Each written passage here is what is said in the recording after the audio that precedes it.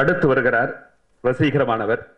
சமீபத்தில் கூட திரு ராம் அவர்களுக்கு மேதகு ஆளுநர் கையாலே இங்கே விழா நடத்தி விருது வழங்கியவர், சென்னை மெட்ரோவுடைய தலைவர். இப்போ பார்த்தீங்கன்னா வாழ்முனையை விட பேனாமுனை அதிகம் வலிமை வாய்ந்தது என்று நம்பக்கூடியவர், அதுவும் ஆணித்தரமாக நம்பக்கூடியவர், துணிச்சல் மிக்க ஒரு அற்புதமான பத்திரிகையாளர் திரு வசீகரன் அவர்கள் இப்பொழுது உங்கள் மத்தியிலே வாழ்த்து வழங்குவார்கள்.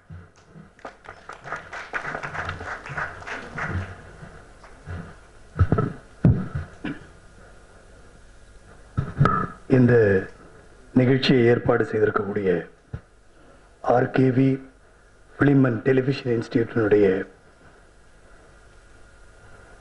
சேர்மன், மரியாதைக்குரிய என்னுடைய அருமை நண்பர் ஆர்கே வெங்கடாத்ரி அவர்களே, இந்த நிகழ்ச்சிக்கு வந்து சிறப்பு சேர்த்து கொண்டிருக்கின்ற மரியாதைக்குரிய இயக்குனர் பாரதிராஜ் அவர்களே, இயக்குனர் ஐயா பாலு மகேந்திரா அவர்களே, அன்பிற்குரிய இந்த நிகழ்ச்சிக்கு சிறப்பு சேர்க்க வந்திருக்கின்ற த ஹிந்து எம்ப்ளாயிஸ் யூனியனுடைய தலைவரும் மூத்த பத்திரிகையாளருமான என்னுடைய அருமை நண்பர் கோபால் அவர்களே, சுபாஷ் அவர்களே, நீதியின் குரல் பாஸ்கரன் அவர்களே, ஆதவன் அவர்களே, இந்த நிகழ்ச்சியை கதாநாயகராக திகழ்ந்து கொண்டிருக்கின்ற மரியாதைக்குரிய ராம் அவர்களே மற்றும் பத்திரிகையாளர்களே, நண்பர்களே, இந்த நிகழ்ச்சி நான் ஒரு பத்திரிகையாளனாக இங்கே வந்திருக்கிறேன். நான் கிட்டத்தட்ட ஒரு ஆங்கில பத்திரிகை நடத்தி கொண்டிருப்பவன், தினப்பத்திரிகை சென்னை மெட்ரோ என்ற பெயரில் நடத்தி கொண்டிருப்பவன். உண்மையிலேயே ஒரு செய்தியை சொல்ல வேண்டும் என்பதுதான் ஒரு பத்திரிகையினுடைய நோக்கம். அதே போல ஒரு செய்தியை சொல்ல வேண்டும் என்பதுதான் சினிமாவுடைய நோக்கம். அந்த நோக்கத்தை ராம் வெற்றி பெற்றிருக்கிறார். அதற்காக அந்த நிகழ்ச்சி இங்கே நடைபெற்றுக் கொண்டிருக்கிறது. ஏனென்று கேட்டால், சின்ன வயதில் நாங்கள் படம் பார்க்கின்ற காலங்களில் நிறைய பேர் சொல்வார்கள், படம் இந்த பாடலை வைத்து வெற்றி பெறுகிறது, இந்த சில காட்சிகளை வைத்து வெற்றி பெறுகிறது, சில கதைகளை வைத்து வெற்றி பெறுகிறது. ஆனால் நான் பார்த்த நினைவு உண்டு, தண்ணீர் தண்ணீர் என்ற ஒரு படம். அது போன்ற படங்கள் எல்லாம் மக்களுக்கு செய்தி சொன்ன படங்கள் எல்லாம் மிகப்பெரிய வெற்றி அடைந்திருக்கிறது. அதுபோல இந்த படமும் வெற்றியை பெற்றிருக்கிறது. நான் ஏனென்று கேட்டால், இன்னைக்கு விருதுகள் இன்று ஆர்கேவி வழங்குகிறது. இது மிகவும் வரவேற்கத்தக்க ஒரு விஷயம். ஏனென்று கேட்டால், அந்த படத்தை ஓடுகின்ற காலத்திலேயே விருது வழங்கினால் அந்த படத்திற்கு பிரயோஜனம் உண்டு. ஏனென்று கேட்டால், நாங்கள் 2007 இருந்து நாங்கள் விருதுகள் வழங்கி கொண்டிருக்கிறோம். ஏன்னா கவர்மெண்ட்ல விருது கொடுத்தா கவர்மெண்ட்டுக்கு வேண்டியவனா இருந்தா விருது கிடைக்குது. அது ஸ்டேட் கவர்மெண்டா இருந்தாலும் சரி, சென்ட்ரல் கவர்மெண்டா இருந்தாலும் சரி. இப்படி உண்மையிலே டிசர்வ்டு, அதற்காக டிசர்வ்டா இருக்கிறவங்களுக்கு கிடைக்கிறது இல்லைங்கிறத உணர்ந்துதான் நாங்க மீடியா கில்டு அப்படிங்கிற ஒரு விருதை 2007 இருந்து உருவாக்கணும்.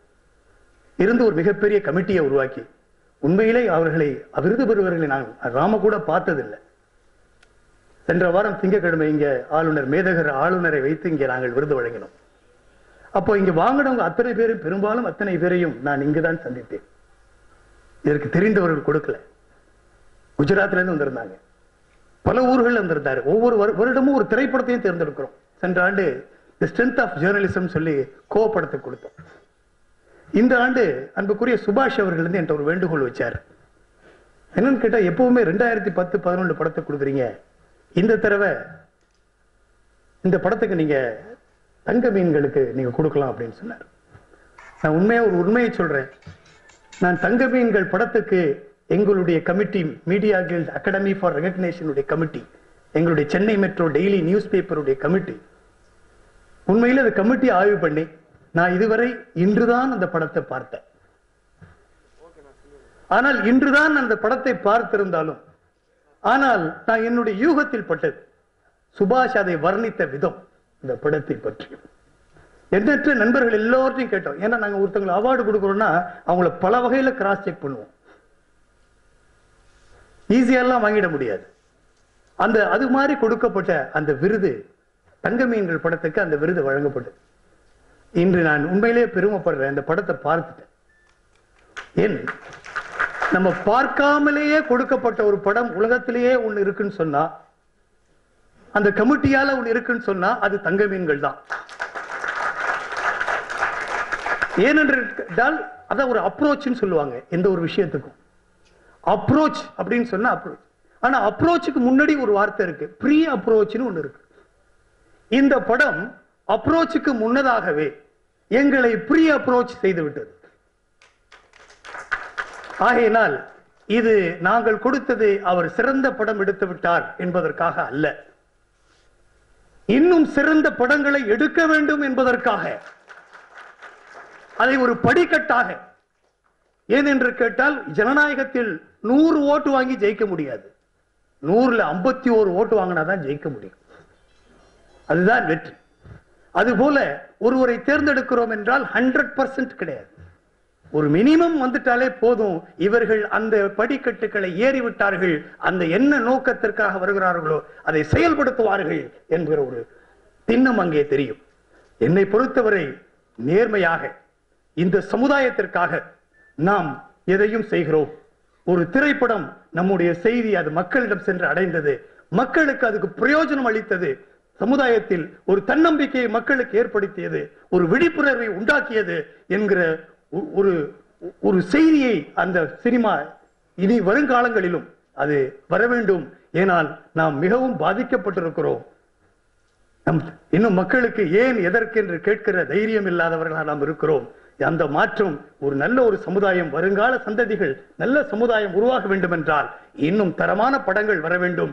ஏன் கேட்டா, நான் ஆதவன் சுபாஷ் எல்லாம் திருநெல்வேலிக்கு போனோம். ஒரே ஒரு நிமிஷத்துல முடிச்சிடுறேன். திருநெல்வேலிக்கு ட்ரெயின்ல போனோம். போய் ஒரு தின இதழ்னு ஒரு பத்திரிகை அங்க துவக்கி வைக்கிறதுக்கு போனோம்.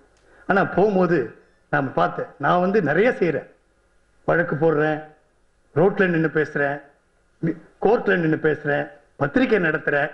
ஆனா எவ்வளவுதான் நான் பண்ணாலும் நான் பேசினதுக்கு அப்புறம் தான் எல்லாரும் வந்துட்டு விசிட்டிங் கார்டு கேட்பாங்க, நல்லா பேசுனீங்க சார்மா. ஆனா ஆதவன் என் கூட வர்றாரு. இவர் தோழர் துல்காப்பி என்னதான் தெரியும், கோலங்கள்ல வருவார். ஆனா இவர் என் கூட வர்றாரு. எல்லாரும் கை காட்டுறான், போற இடத்தெல்லாம் கை காட்டுறான், மேடையில உள்ள நுழையும் போது கை காட்டுறான், உட்காரும் போது கை காட்டுறான், எந்திரிக்கும் போது கை காட்டுறான். அப்ப நினைச்சுக்கிட்டேன், நான் எவ்வளவு படித்திருந்தாலும் சரி, தினப்பத்திரிகை ஆங்கில பத்திரிகையால் எவ்வளவு கருத்துக்கள் கொடுத்தாலும் சினிமா ரொம்ப முக்கியம். அந்த சினிமா மிகப்பெரிய மாற்றத்தை இந்த சமுதாயத்தில் ஏற்படுத்தும். அந்த மாற்றம் தேவை. அதனால் தான் ராம் போன்றவர்கள் தேவை என்று நாங்கள் அந்த விருதை அளித்தோம். நிச்சயமாக வருங்காலங்களிலும் அவர் மிகப்பெரிய விருதுகளை எல்லாம் பெற வேண்டும், நல்ல செய்திகளை மக்களுக்கு சொல்ல வேண்டும் என்று கூறி வாய்ப்புக்கு நன்றி கூறி விடைபெறுகிறேன். நன்றி, வணக்கம்.